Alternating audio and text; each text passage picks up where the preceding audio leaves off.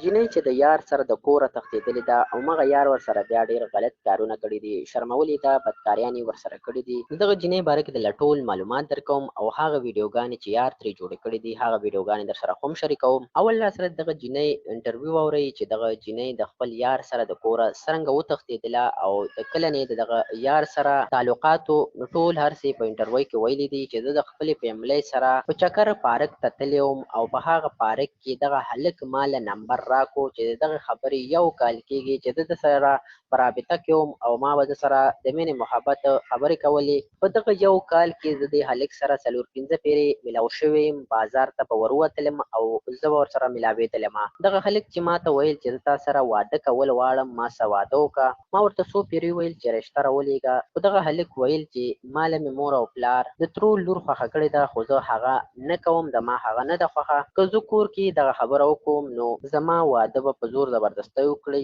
زه غواړم چې ته ما سره وتښتي او په عدالت کې نکاح وتړو او پټ واده وکړو.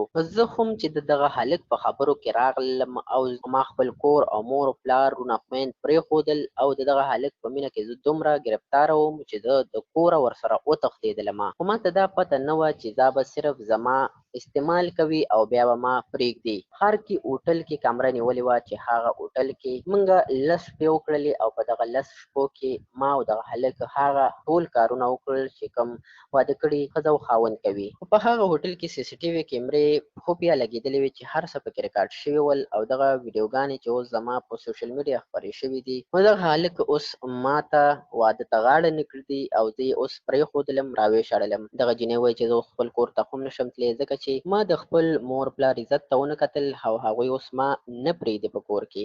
د ویډیو جوړولو مقصد مو دا و چې نن سبا جینکۍ د خپل کورونو نه تښتي یارانو سره، هغه یارانو سره بیا داسې کار وکړي چې دغه جینکۍ بیا په ځای پرېږدي او دغه یاران ترېنه لاړ شي، استعمال یې وکړي. نو په ژوند کې چې فیصله اخلئ ډېر سوچ سمج سره یې اخلئ.